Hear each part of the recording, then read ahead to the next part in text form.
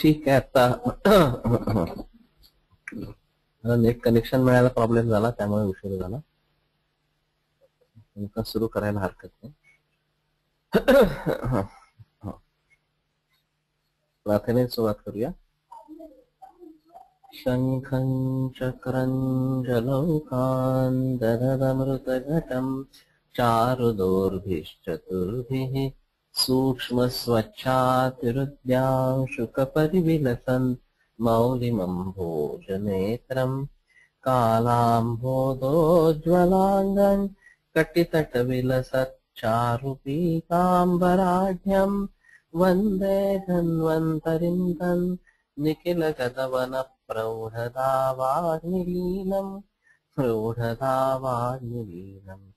ब्रह्मणो हि समारब्धाम् आत्रेयाद्येषु पूजिताम् स्वराचार्यपर्यन्ताम् वन्दे गुरुपरम्पराम् आयुर्वेदरतं वन्दे माधवाख्यं महागुरुम् आयुर्वेदामृतं सर्वं शिष्येभ्यो यः प्रदत्तवान् द्रष्टाज्ञानी दुष्टकर्मा कृतकर्मा तथैव च अध्यापकोऽपि श्रेष्ठो महान् संशोधकस्तथा गुणैरेतैः समुदितैः यत्कार्यं प्रतनोति सः समित्यर्थं हि कार्यस्य वयं नु प्रयतामहे रागादिरोगाः सहजा समूला येनाशु सर्वे जगतोऽप्यपास्ताः तमेकवैद्यं शिरसा नमामि वैद्यागमज्ञाश्च पितामहादि.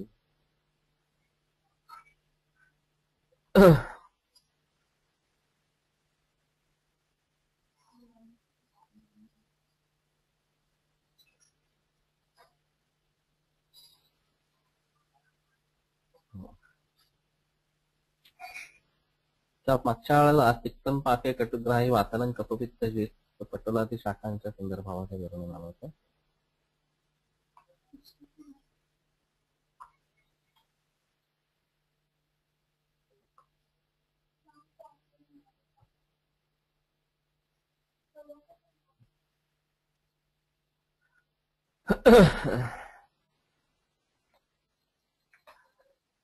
किंशुकः पलाशः तस्य कुसुमः एव शाकत्वम् असं त्याने दिलंय. बहुमूत्रा बद्धमूत्रा सराभयंची करीरं स्यात् अभिरुजं ततिक्तं लघुचक्षुष्यं वृष्यं दोषत्रयः.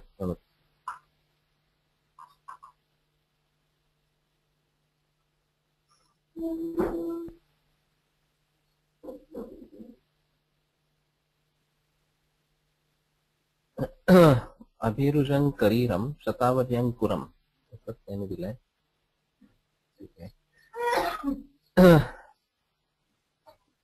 त्या बहुभंची जी आहे बद्धमूत्र आणि सरा.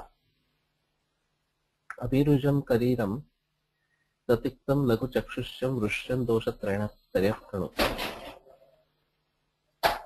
त्या किंचित तिक्त लघु चक्षुष्य वृष्य आणि त्रिदोष शामक असणारा अशा स्वरूपाचा आहे. तर आता आपल्याकडे खरं खूप वापरात नाहीये, पण परदेशातून शतावर्यंकुर असे मिळतात. आणि कच्चे कोवळे सुद्धा सॅलड म्हणून वापरता येतात किंवा शिजवून भाजी करता येते किंवा सूप करता येते. फक्त ते शतावरी सूप म्हणून बाजारात जे मिळतात आता हॉटेल्स मधलं खाताय ते चांगल्यापैकी उष्णविधी करतात मसाले घालून. तर तसा अर्थ अपेक्षित नाही असणार अशा स्वरूपाचं, पण हे वापरायला पाहिजे असं राहील. तंडुनीयो हिमो वृक्षः स्वादुपाकरसो लघु मदपित्त विषासरत्नो मुंजातम वातपित्तचित. तांदूळचा जो आहे शीत वृक्ष मधुर पाक आणि मधुर रस लघु मदपित्त आणि विष आणि रक्तपित्त असा आहे. तर ही पण खरं भाजी रेग्युलर वापरात आणायला हवी असं एकंदर आहे. विषनाशक म्हणून गुणधर्मयुक्त चांगला आहे. स्निग्धम शीतं गुरुस्वादु बृहणं शुक्रकृत परम पालक्या पिच्छिला गुरुविश्लेषला भेदिनी हिमा.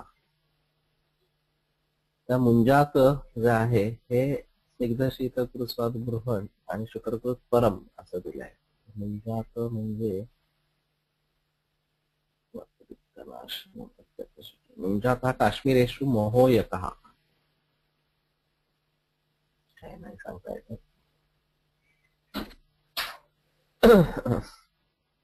पालक्या पिच्छलत्वादी गुणपंचक युक्ता. तर पालक्या ही आताचा पालक असं धरली जाते, नक्की सांगता येणं अवघड आहे त्याच्याविषयी. पिच्छल गुरुवी श्लेष्मला वेदिनी आणि हिम असणाऱ्या अशा स्वरूपाची शीतवीर्य आहे. मदग्नी उपोदका चंचुर ग्राही तौ पूर्वोत्तका. उपोदका मदग्नी आहे.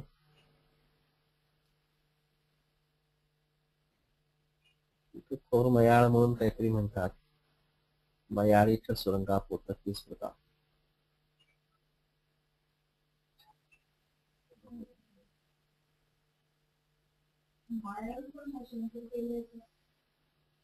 मायाळू म्हणजे बरी आहे.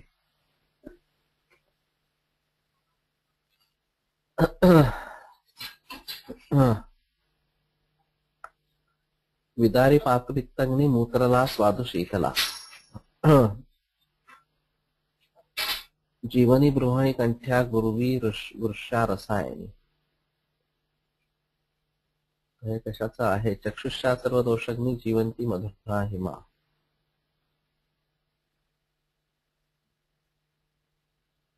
जीवंती शाकम जीवनत्वादी गुणयुक्तम. ते खाली जिवंतीकडे घेतलंय.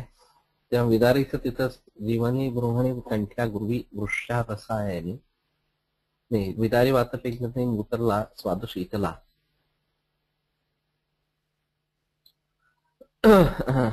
भुईकोळा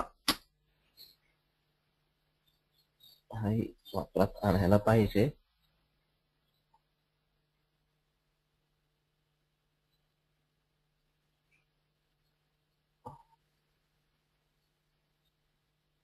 जीवनी बृहणी कंठ्या गुरुवी वृषा रसायनी. चक्षुषा सर्व दोषग्नी जीवंती मधुरा हिमा. ही पण खरं म्हणजे हरिणपुरी म्हणून जी मिळते जीवंती, तिकडे आता अहमदाबादकडे मिळते मात्र. आताही परवा बघितली पण. आणि ती वाळल्यानंतर त्यात कापूस असतो, त्यातनं बीज सगळ्या उडत असणार. पण कोळी असताना दिसायला भेंडीसारखी छोटे आकाराने छोटी असे आहे. अगदी भेंडी म्हणता येणार नाही. भेंडी आणि तोडलं असं काहीतरी कॉम्बिनेशन केलं जसं दिसेल तसं ते एकंदर आहे. हा काही शाकाना इथं नाही मिळत आहे. मला तिकडच बघायला मिळाली खरं तर. अरे नाही, काय म्हणतात माहिती नाही. मी आता त्यांच्याकडून ऐकलं तर जीवंती म्हणून ऐकलं. शाकाना प्रवरा न्यूना द्वितीया किंचित. दुसरी जी आहे त्यातली व्हरायटी ही किंचित न्यून असणार. वातपित्त हरा भंडी पर्वणी पर्व पुष्पिका. भंडी मंजिष्ठा पर्व पुष्पी नागदंती. हे माहिती नाही काय. मंजिष्ठेची भाजी. कुष्मांड तुंब कालिंग कर्कारुर्वात कर्कारु उर्वारु तिंडिशम.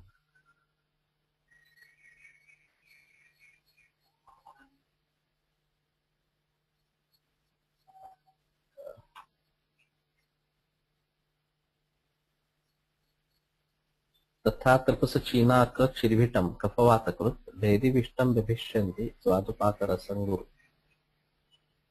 त्यात कुष्मांड, कपूस, चिनाक, चिरभिट हे सगळे भेदन करणारे, विष्टंभ निर्माण करणारे.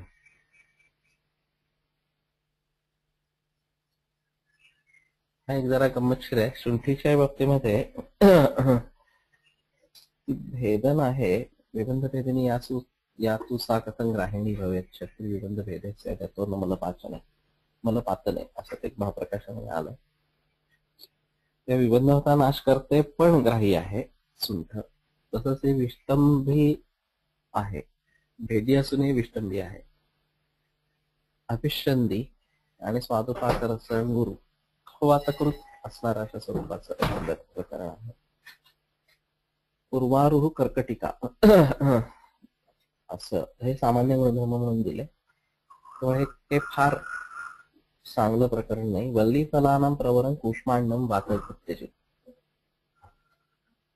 बस्ते शुद्धीकरम वृष्यम तपसम प्रतिमुग्रलम.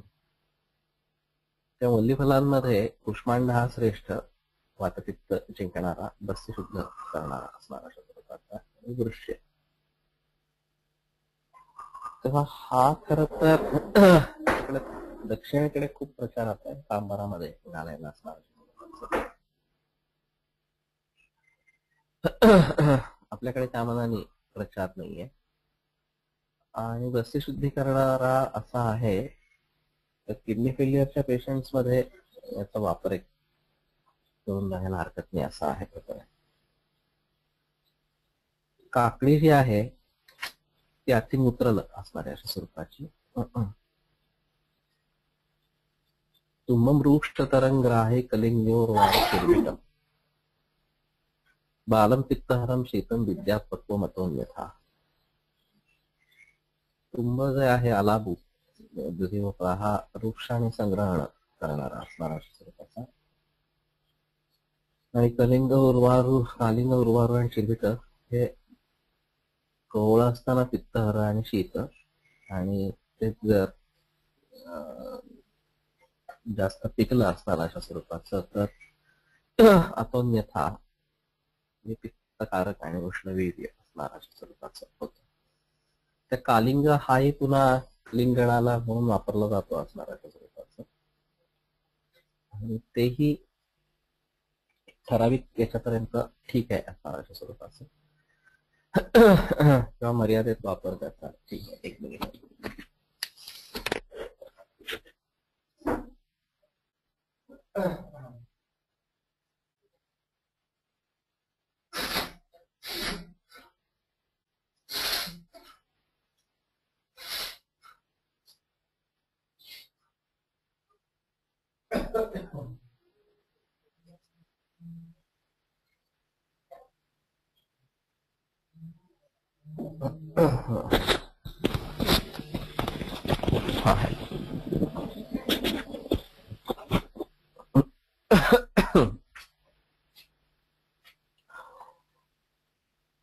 शीर्णवृंतंतु सक्षारम पित्तलम कफवातचित.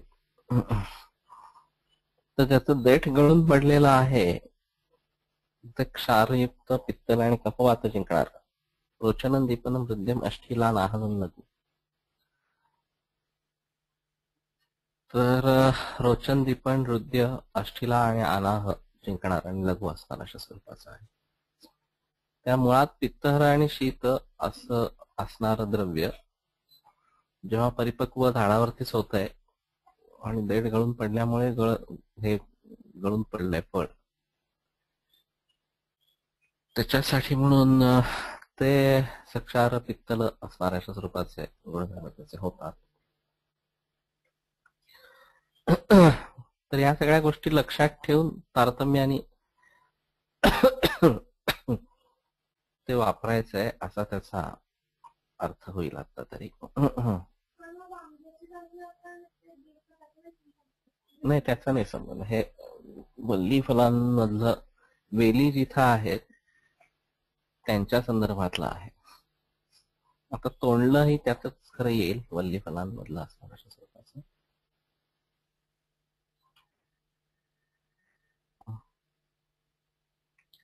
मृणाल बिसशालूक शृंगाटक कशेरुकाः नंदी माशक केलूट क्रौंचादन कलोड्यकम सतरूढम सकदंबंच रूपशंग्राही हिमंगुरु. शृंगाटक एक आलेला आहे याच्यामध्ये, शिंगाळा असणार अशा स्वरूपाचा. कशेरुक हे कसेरू कोकणाकडे मिळणार असं वर्ण काळसर जांभळट वर्णाचं कव्हर असलेलं थोडस ओबडधोबड. विशेषतः ते लघुफलकृत म्हणून आलाय त्याच्यामध्ये आलाय आणि मी बघितलं होतं फणसळकरांच्याकडे.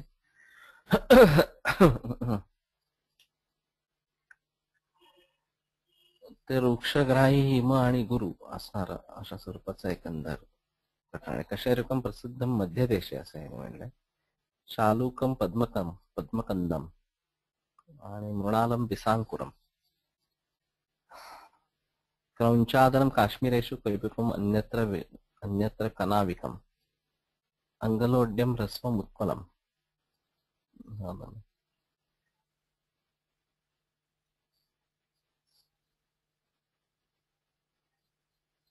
क्रौंचादन आणि अंगलोड्य असं कुठं काय झालंय? नाही तर मग क्रौंचादनांगलोड्यकम असं काहीतरी पाहिजे व्हायला तिथे.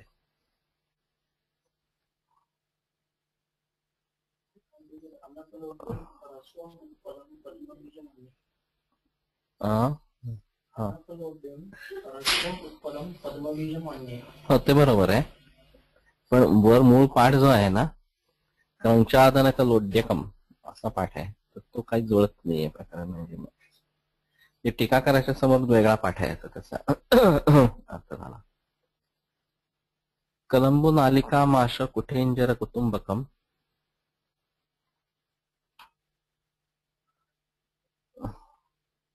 चिल्ली लट्वाक निष्पाव कुरूटक गवेदुका यातुका साल कल्याणी श्रीपर्णी पीलुपर्णिका कुमारी जीवलोणिका यवशाक सुवर्चला पुष्पांड निनुनी स्वर्चा वृकधूमक लक्ष्मणा आलूपानी च सर्वाणि तथा सूप्यानि लक्ष्मणा जेवंती क चुंचुपर्णी प्रपुन्नाट कुबेरकम.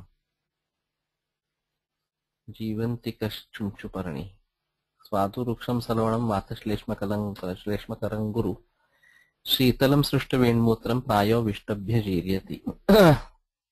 स्विन्नं निष्पीडितरसं स्नेहाढ्यं नातिदोषलम्.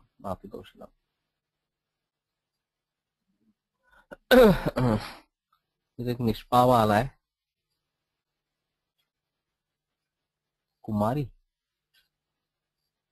यवशाक हे काय माहिती नाही. स्वरचला कुष्मांड निमिनी स्वरचा धूमक लक्ष्मणा आलूपानीच्या सर्वाणी हे प्रकरण सर्व जे कंद आहेत विशेषतः आताच्या बटाट्याच्या बरोबर काय करायचं आहे गोंधळाचा मुद्दा आहे. आलूक आणि असा पण पाठ आहे. आलूक आणि आलूप दिसतोय. नाटक ते स्वादुवृक्ष सलवण वातश्लेष्मकर गुरु शीतलम सृष्टवेण्मुदम प्रायो विष्टभ्य जीर्यते. आणि मग स्विन्नम निष्पीडित रसम स्नेहाढ्यम नातिदोषलम. शिजवून पाणी काढून टाकून भरपूर स्नेह घालून केलं तर फार दोष वाढवणार नाही.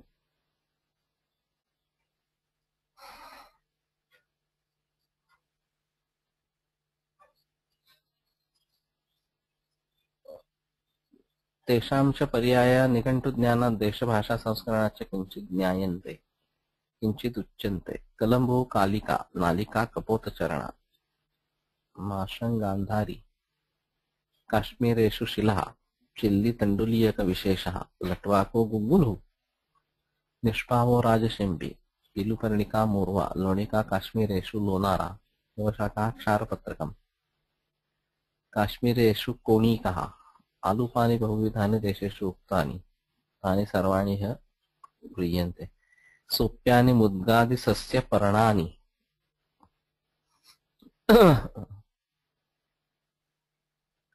हे नवीनच कळलं.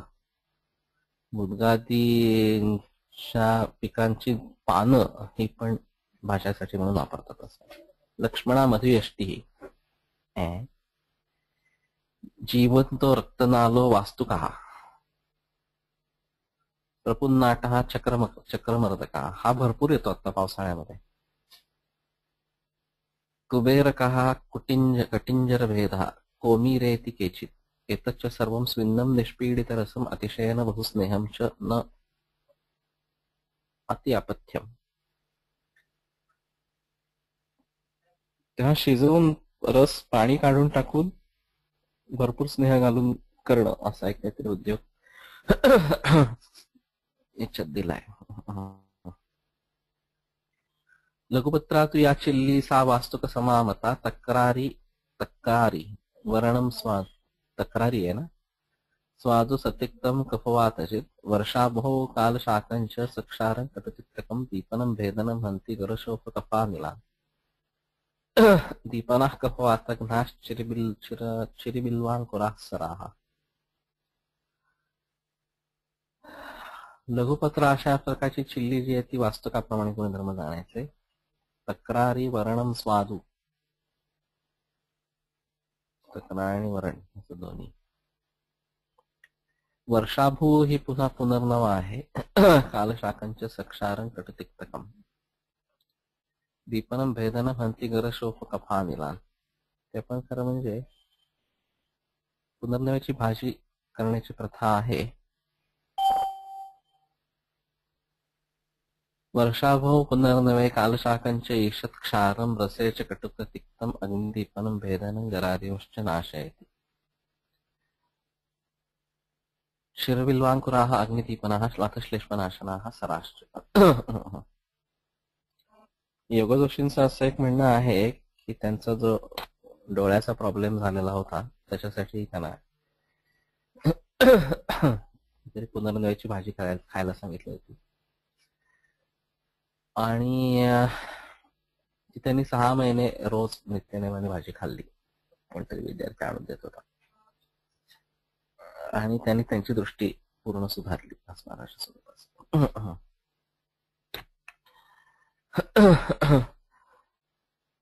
तर हा एक जरा वेगळा असणार अशा स्वरूपाचा इश्यू आहे.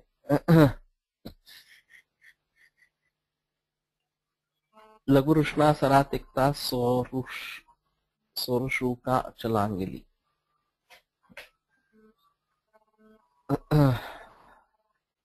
पुरुषुक लांगरीचे लघुनी उष्णवीर्य सरे. पुरुषुकम रक्तैरंडा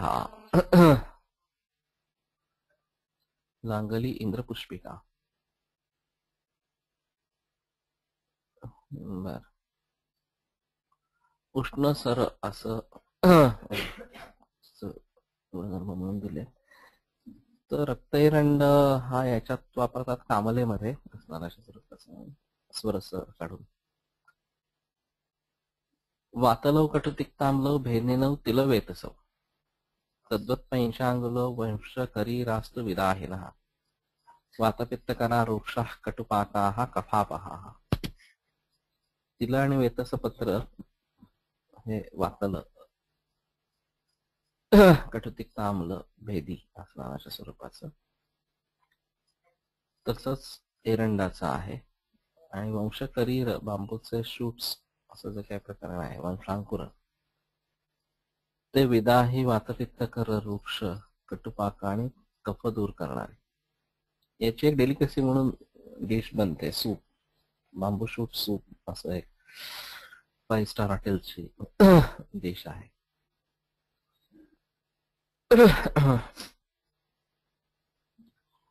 बिल्वरासना बला शाकम वातग्नम अतिसारचित वायुं वत्सादिनी हन्या कफं गंडीर चित्रक वत्तुरो दीपनस्तिक्तः प्लीहार्षक कफवातचित.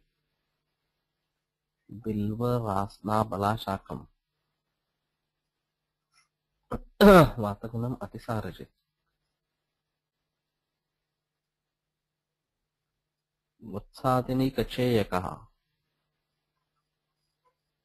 वत्सादिनी मला वाटतं कुठेच्याच आहे ना पर्याय. गंडीर आणि चित्रक. गंडीर चित्रशाक कफम नाशयता. पत्तुरो दीपनस्तिक्तः प्लीहार्षक कफवातचित.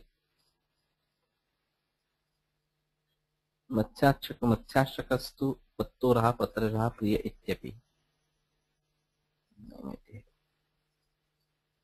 कृमिकास कफोत्क्लेदान कासमर्दो जयेत्सरः.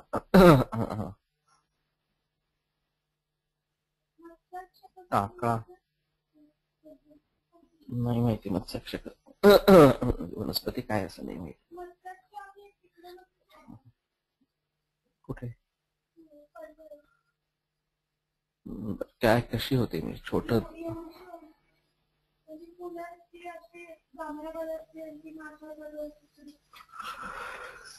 पडसरेला मत्स्याक्षक बघितली असं श्रुती सांगतेय. फुलं जांभळी आणि क्षुप आहे, एखादा फूट वाढणार असणार अशा स्वरूपात, आणि फुलं माशासारखे दिसतात.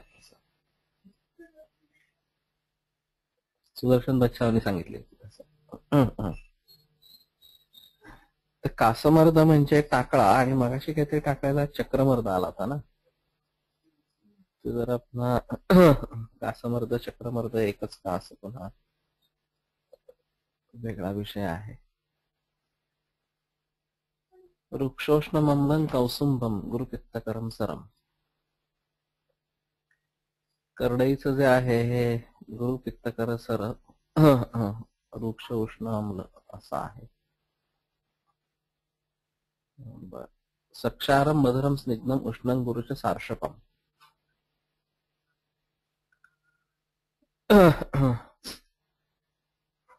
तर मोहरीच्या पानाची भाजी क्षारयुक्त मधुर स्निग्ध उष्ण गुरु असणार अशा स्वरूपाच. शाखानाम अवरम बद्ध विणमूत्रम सर्व दोषकृत.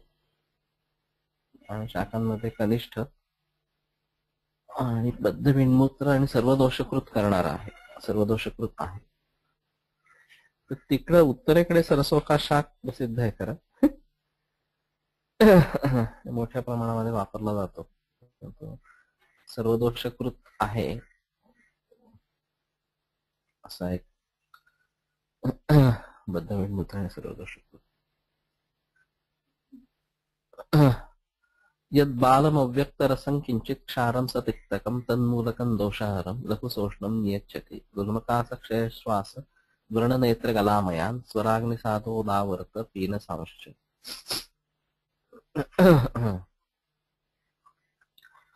त्या कोवळा अव्यक्त रसा असलेला किंचित क्षार आणि किंचित तिक्त रसात्मक असा जो मळ आहे तो दोषहर, लघु, किंचित उष्ण, आणि गुल्म कास क्षय श्वास वृणनेत्र गलाम वृणनेत्र गल आमय असा स्वर अग्निसाध उदावर्त पीनस.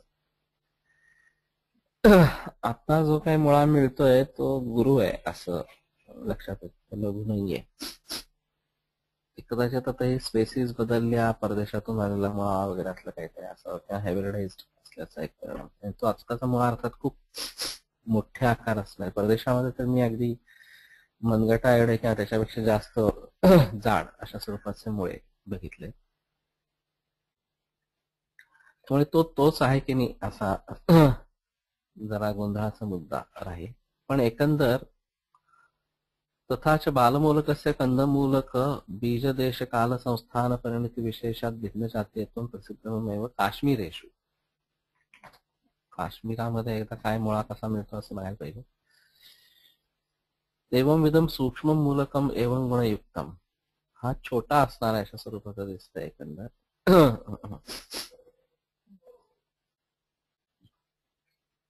महत पुन्हा हा मोठा जो आहे, हा महत पुढे म्हटलेला आहे त्याच्यामुळे हा पहिला छोटा मुळा. आता इथेही एक वर्ण लाल कव्हरिंग असलेले मुळे मिळतात छोटे, म्हणजे विदभर सुद्धा लांबीचे नाहीत असणार अशा स्वरूपात, आणि चांगल्यापैकी तिखट असतात असं आहे. आता ही ओरिजिनल प्राचीन व्हरायटी आहे का ही अर्वाचीन आहे असं पुन्हा बघायला लागेल. पण ते मुळे एकदा आणून बघायला पाहिजे. गुरुष्ट कटुकम स्वादू चांगला लागतो. गुरुंजन म्हणजे गाजर नाही, गुंजन म्हणजे हा पलांडू भेदा म्हणून याच्यात म्हणलं नाही. हो, एवढा छोटाच असतो, बरोबर आहे. पण मिळतो इथे रेग्युलर फक्त संडे पंडित. बरोबर.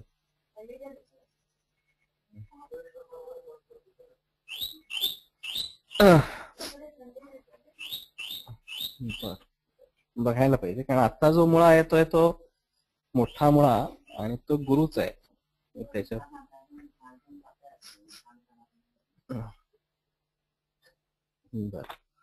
तो जो छोटा मुळा येतो तो थंडीमध्ये येतो असं आता विभावरीचं म्हणणं असेल. आणि पातळ असतो, नुसता कच्चाही खाता येतो.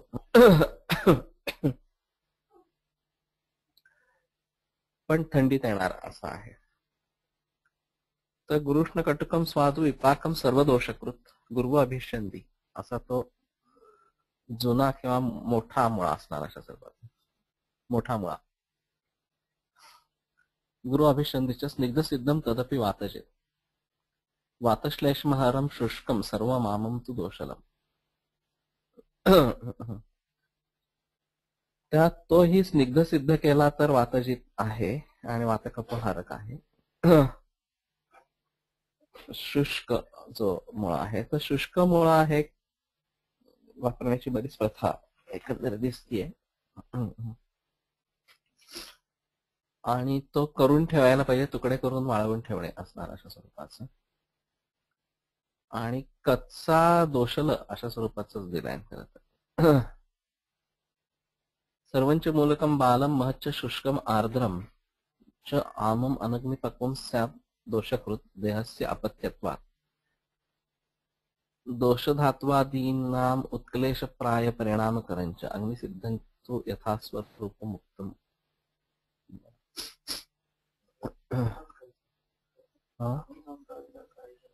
केला तर अग्निसंस्कार करावा असंच आहे खरं तर. पहिला जो छोटा म्हणून सांगितला तो कदाचित तुम्हाला विदाउट अग्निसंस्कार चालू शकेल.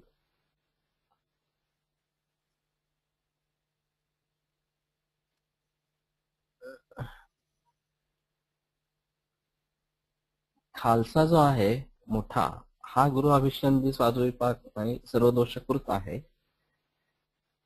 आणि तो जर स्निग्ध सिद्ध केला तर वातश्लेषमहारा आहे. आणि आमंत दोषलम ते सर्वंचा अन्वय काय दोन्हीकडे लावून घ्यायचा का असा ईश्वर आहे. सर्वांच्या मूलम मालम महच्च तर आमम अनग्नि पाकून स्यात् दोषकृत देहस्य अपत्यत्वात्. त्यामुळे कच्चा घ्यायचाच नाही असा थोडक्यात त्याचा अर्थ नाही. घ्यायचा तर मग तो शिजवून घ्यायचा किंवा शुष्क वाळवून घ्यायचा असणारा अशा स्वरूपाचा असं एकंदर आहे. कटुष्ण वात कफा पिंडालु कफवर पित्तवर्धन हा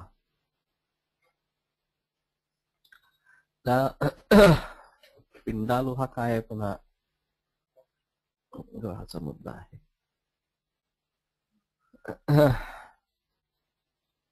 कटुष्ण वातकफ शमन करणारा आणि पित्तवर्धन आहे. कुठेर शिगुर सुरस सुमुखासुरी भूस्तृणाः धान्य तुंबुर शैलेय यवानी शृंगी वेरकाः पर्णासो गृंजनो जाची चीरकं गज पिप्पली फणिर्जार्जक जंबीर खराव्हा कालमालिकाः दीप्यक क्षवक द्वीपी बस्तगंधादि बद्धविट.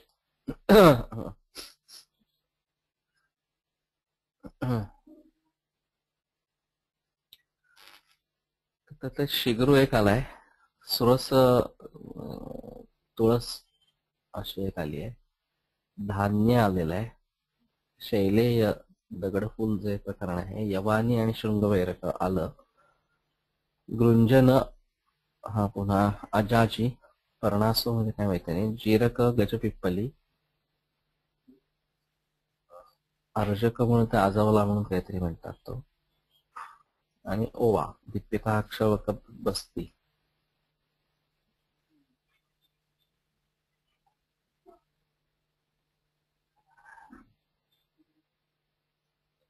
रसे पाकाचे कटुकम दोषोत्क्लेशकरम लघु. कटुरस कटुविपाक आणि दोषांचा उत्क्लेश करणारा लघु. विदाही वृक्ष तीक्ष्णोष्णम दृक्शुक्र कृमीनाशनम.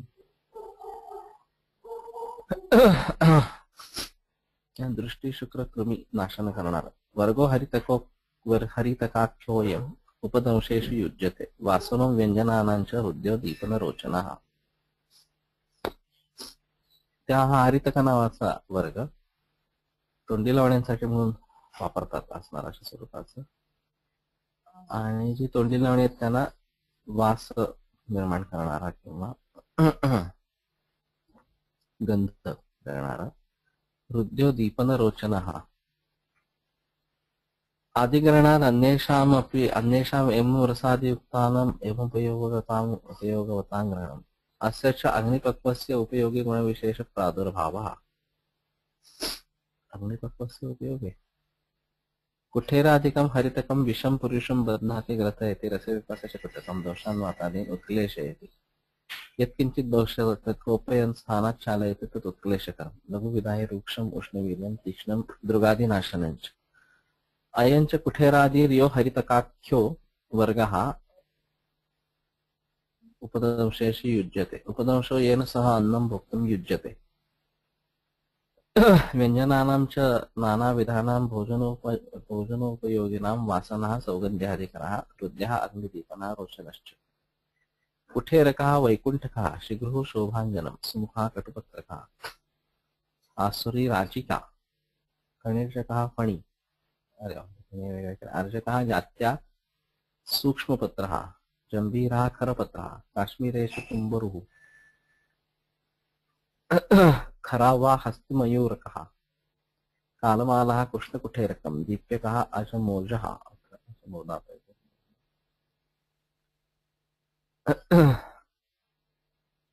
तेव्हा हा सगळा व्यंजनांसाठी वापरला जाणारा अशा स्वरूपाचा वर्ग आहे मसाले म्हणून ज्याला म्हणता येईल असं अशा स्वरूपाचं.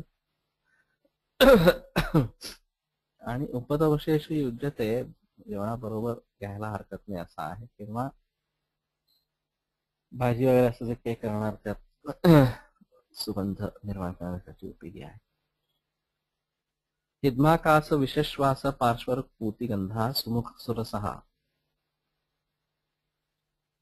त्या हिद्मा वगैरेंचा नाश करणार तुळस आहे असणार.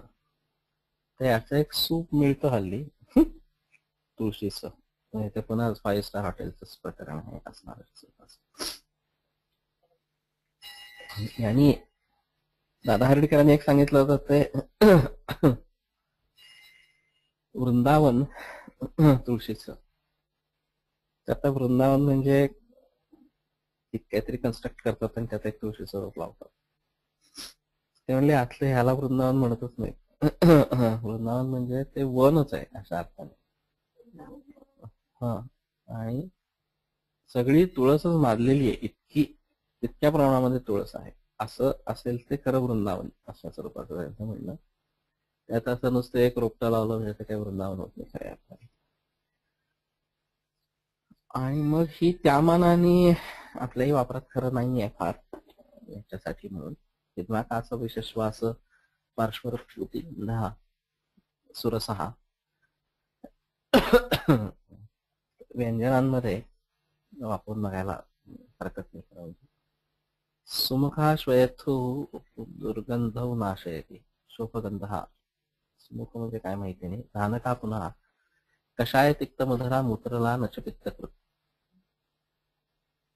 धने जे आहेत हे कषाय तिक्त मधुर मूत्रलं आणि पित्त वाढवत नाही. आणि मग कोथिंबीर ही त्याच प्रकारची म्हणून धरली जाते. आणि त्यामुळे एकंदर कोथिंबीर ही पथ्यातली आहे प्रकार. आणि जेव्हा कोथिंबीर असेल तेव्हा भाज्या आमट्यांमध्ये कोथिंबीर वापरावीच किंवा नुसत्या कोथिंबीरीची भाजी पण करायला हरकत नाही असणार. खराववा बसते शूलग्नी चित्रको दीपन परम. खराववा म्हणजे नाही माहिती. आणि चित्रक अत्यर्थम अग्निदीपन हा.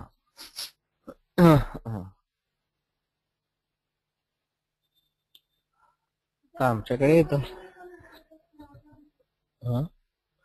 अपामार्गाच्या ह्याच्यात आहे खरमंजरी किंवा मयूरक वगैरे अशा स्वरूपाचे पर्याय आहेत अपामार्गाचे. कदाचित अपामार्ग असेल असणार अशा स्वरूपाचे. ते बस्तिशूलमच्या नाशय असं दिलंय. पत्रे सक्षार मधुरो मध्ये मधुर पिच्छिला तीक्ष्णोष्ण लोषण कंदे कटुपाक रससरहा.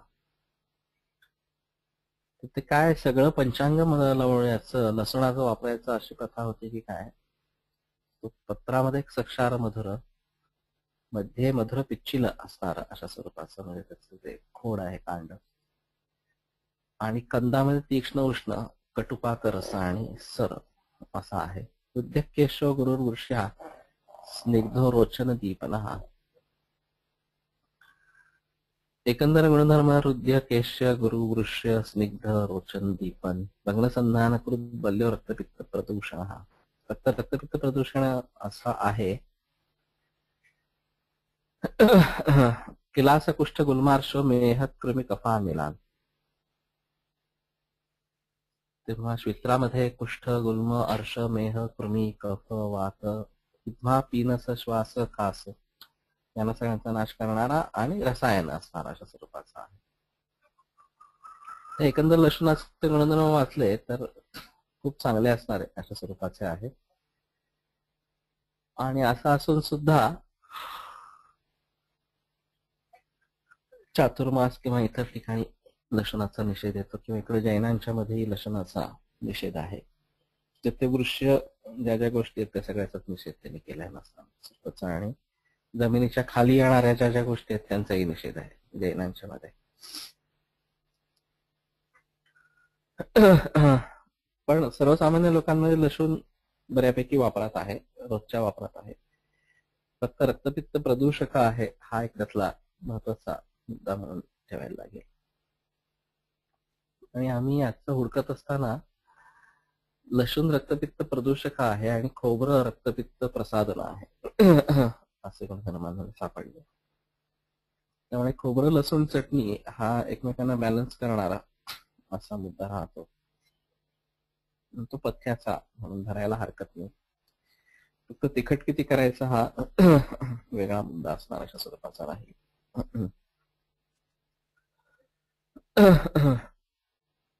पण हृदय आहे, केश आहे, वृक्ष आहे, रसायन आहे आणि इतर अनेक विकारांमध्ये हिदमा पीनस श्वास खास सगळ्यांमध्ये हितकारक असणार अशा स्वरूपाचा आहे.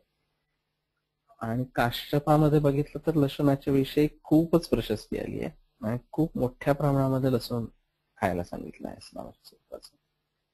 फक्त मध्यम मांसम तथाम्लांच्या हितम लसूण सेविनाम असं जे काही सूत्र येतं, मध्यम मांस आम्ल हे लसूण सेवन करणाऱ्याच्या दृष्टीने हितकारक आहे.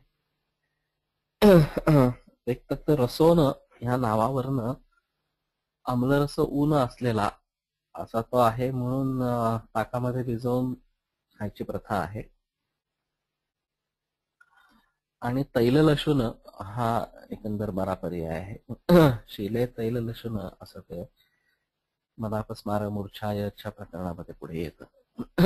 6व्या शतावरी असणार.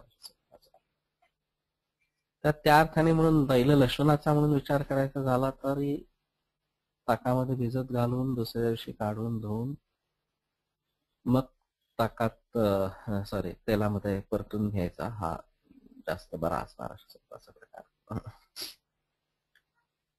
आणि विशेषतः आवृत वातामध्ये वायूचं एकमेकांवरती आवरण असताना लसूण आलेला असणार अशा स्वरूपाचा आहे. पितरक्त विनिर्मुक्त समस्ता वर्णावृत आहे असं त्यांनी लसूणाचं वर्णन म्हणून केलेलं. तर त्या सगळ्यांमध्ये लसूण वापरण्यासारखा असणार अशा स्वरूपाचा आहे. पलांडुस्तद गुणैर न्यूनः विपाके मधुरस्तु सहा कफं करोति नो पित्तम केवलान्वेल नाशनः. त्या कांदा हा त्याच्यापेक्षा गुणांनी कमी विपाकामध्ये मधुर असणार अशा स्वरूपाचा आणि कफकारक आहे, थोडासा पित्त करत नाही किंवा वाताचं शमन केवळ करणार असणार अशा स्वरूपाचा आहे. न करोति पित्तम न विनाशयति इति तात्पर्यार्थ वातांच्या केवळ अन्य दोषा संसृष्टम नाशयति. तर लसूण ही अर्थात लोकांच्या वापरात कांदा ही लोकांच्या वापरामध्ये बऱ्याच मोठ्या प्रमाणामध्ये आहे. फक्त या सगळ्या प्रकारांमध्ये शिजवून खायचं का न शिजवता कच्चं खायचं